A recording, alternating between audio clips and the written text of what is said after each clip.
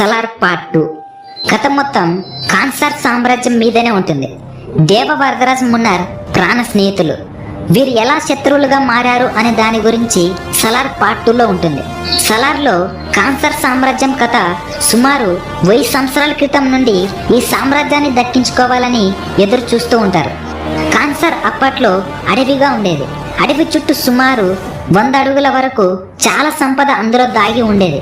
1000 సంవత్సరాల క్రితంలోనే చాలా మంది రాజులు సైన్యాలు మొత్తం కాన్సార్ను బందీగా చేసుకున్నారు. కాన్సార్ సామ్రాజ్యం చాలా మంది జీవితాలను మార్చింది.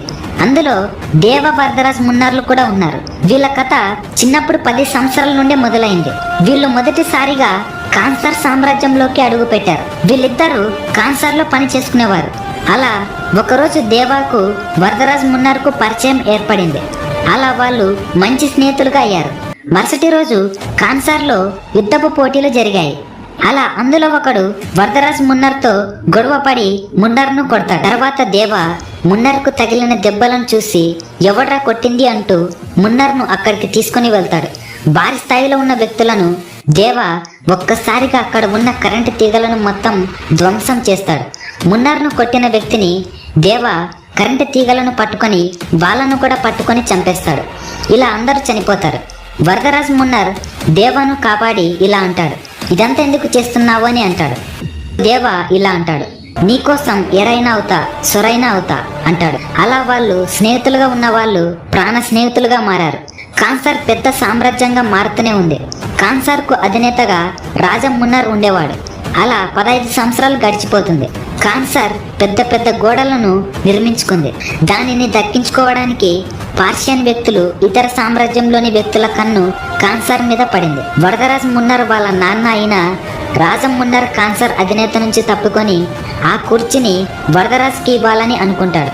కానీ ఇతర అధినేతలు వరదరాజ్ను చంపాలని అనుకుంటారు. అలా ఆ రోజు రాత్రి సుమారు 12 గంటల సమయంలో వరదరాజ్ ఇంటి మీదకు సైన్యం దాడి చేస్తుంది.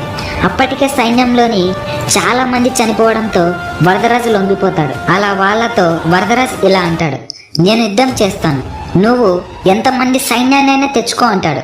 ఆ మాటలు విన్న శత్రువు తనని వదిలేస్తాడు. తర్వాత వరదరాజ్ మున్నర్పై చాలా మంది పార్షియన్ సైన్యం ఆర్మీ మొత్తం తెచ్చుకుంటుంది. వరదరాజ్ యొక్క తమ్ముడు ఆ సైన్యంను చూసి వరదరాజ్ మున్నర్తో, మనం ఎవరిని తెచ్చుకుంటున్నాం, మన దగ్గర ఏ ఆయుధాలు సరిగ్గా లేవు కదా, సైన్యం మొత్తం చనిపోయింది కదా, మన ఆర్మీ ఎక్కడ ఉంది అని అంటాడు. అప్పుడు వరదరాజ్ తన ప్రాణ స్నేహితుడు దేవ దగ్గరకు వెళ్తాడు.